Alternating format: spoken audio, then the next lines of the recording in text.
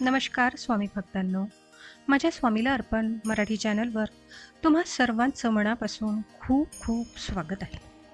मंडळी, यंदाची देवशयनी म्हणजेच आषाढी एकादशी बुधवार 17 जुलै 2024 रोजी आहे. या दिवशी पंढरीच्या विठ्ठलाची, भगवान विष्णूची पूजा करावी आणि व्रत करावी.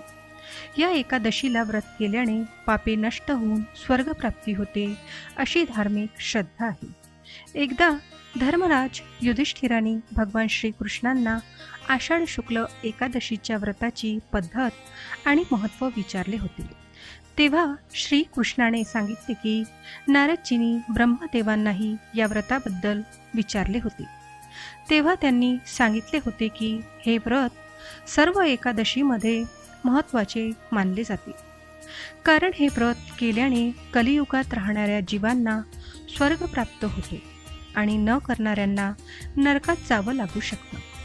भगवान श्रीकृष्णाने सांगितले की आषाढ शुक्ल एकादशीला पद्म एकादशी म्हणतात. या दिवसापासून भगवान विष्णू योगनिद्रेमध्ये जातात, म्हणून या एकादशीला देवशयनी एकादशी असेही म्हणतात.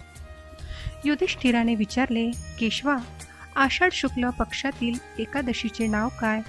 त्या दिवशी कोणत्या देवाची पूजा करावी व त्या व्रताचा विधी कसा आहे ते मला सांगा.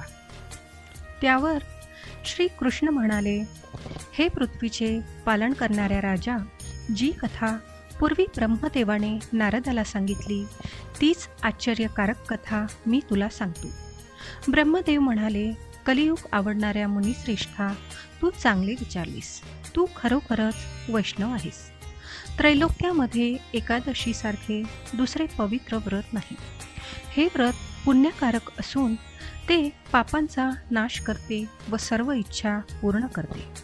ज्या मनुष्याने जन्माला येऊन हे व्रत केले नाही त्यांनी खरोखरच नरकाची इच्छा आहे असे समजावे. आषाढ महिन्यातील शुक्ल एकादशी पद्मा किंवा शयनी या नावाने प्रसिद्ध आहे.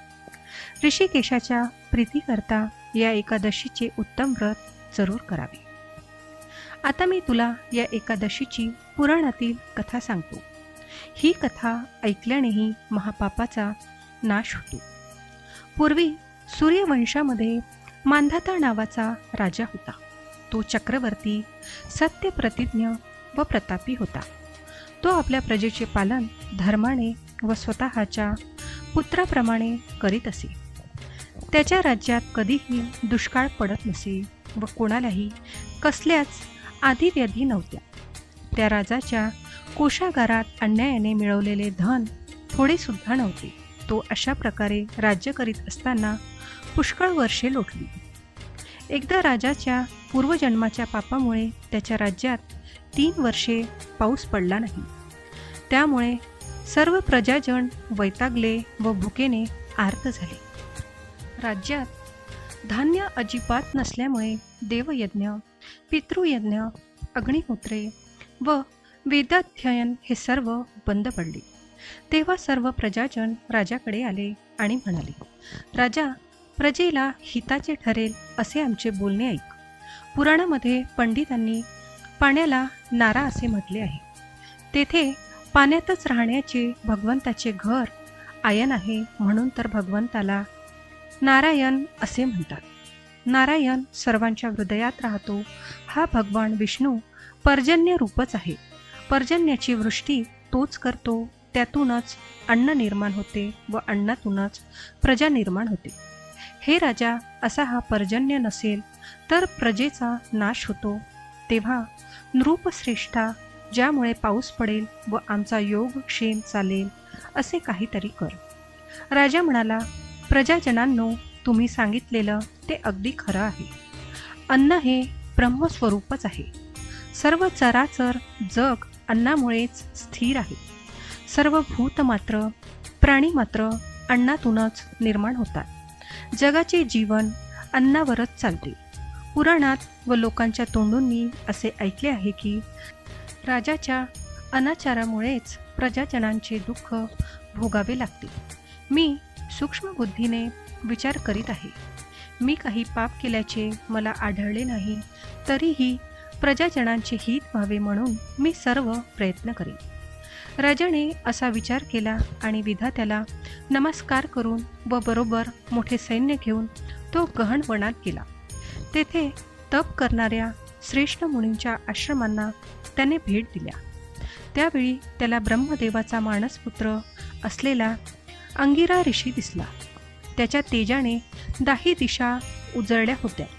तो जणू दुसरा ब्रह्मदेवच आहे काय असे वाटत होते. त्या ऋषीला पाहून मांधाता राजाला आनंद झाला व तो रथातून उतरून त्याच्या पुढे हात जोडून एखाद्या सेवकाप्रमाणे उभा राहिला. त्या ऋषीने राजाला आशीर्वाद देऊन त्याचे अभिनंदन केले व राज्यातील राजा, प्रधान, मित्र भांडार, देश, किल्ले व सेना या राज्याच्या 7 अंगाविषयी कुशल विचारले. राजाने स्वतःचे कुशल निवेदन करून ऋषीचे कुशल विचारले. नंतर ऋषीने राजाला इकडे वनात येण्याचे कारण विचारले. मुनीला ते कारण सांगताना राजा म्हणाला, मुनीश्रेष्ठा, मी स्वधर्माप्रमाणे पृथ्वीचे पालन करीत होतो. तरीही माझ्या राज्यात अनावृष्टी का व्हावी याचे कारण मला समजत नाही आणि माझा संशय नाहीसा व्हावा म्हणून मी आपल्या पायापाशी आलो आहे. तरी प्रजाजनांचा योगक्षेम चालेल व त्यांचे समाधान होईल असा उपाय सुचवावा. अंगिरा ऋषी म्हणाले, राजा, हे कृतयुग सर्व युगात उत्तम आहे असे म्हणतात. या युगात ब्राह्मण धर्म प्रधान आहे आणि धर्माचे 4 चरण संपूर्ण आहेत. या युगात तप करण्याचा धर्म फक्त ब्राह्मणांनाच आहे. असे असता राजा, तुझ्या राज्यात एक शूद्र तप करीत आहे. करू नये असे काम त्याने केल्यामुळे तुझ्या राज्यात मेघ वर्षत नाही. तू त्या शूद्राचा वध करण्याचा प्रयत्न कर, म्हणजे दोष दूर होईल. राजा म्हणाला, तपश्चर्या करणाऱ्या त्या शूद्राने माझा काहीच अपराध केलेला नाही. तो निरअपराध असताना मी त्याला मारणार नाही. तरी दुष्काळ नाहीसा होण्यासाठी मला एखादा धार्मिक उपाय सांगा. ऋषी म्हणाले, राजा, असे असेल तर तू आषाढ शुक्ल पक्षातील पद्मा नावाच्या एकादशीचे व्रत कर. या व्रताच्या प्रभावाने तुझ्या राज्यात निश्चितपणे उत्तम वृष्टी होईल. ही एकादशी सर्व सिद्धी देणारी आहे व सर्व उपद्रवाचा नाश करणारी आहे. राजा, तू आपल्या परिवारासह व प्रजाजनासह या एकादशीचे व्रत कर. मुनीचे हे म्हणणे ऐकून राजा घरी परतला. आषाढ महिना आल्यावर त्याने पद्मा म्हणजे शयनी एकादशीचे व्रत केले. ब्राह्मण, वैश्य, शूद्र या 4 वर्णाच्या प्रजाजनांनीही हे व्रत केले. राजा आणि त्या सर्वांनी हे व्रत करताच मेघांनी वर्षा सुरू केली. सर्व पृथ्वी जलाने भरून गेली व थोड्या दिवसातच शेती पिकांनी शोभू लागली.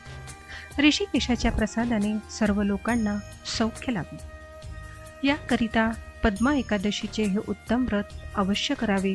हे व्रत ऐश्वर्य व मुक्ती देणारे व सर्वांना सुखदायक आहे. या एकादशीचे महात्म्य वाचल्याने किंवा ऐकल्याने मनुष्य सर्व पापातून मुक्त होतो.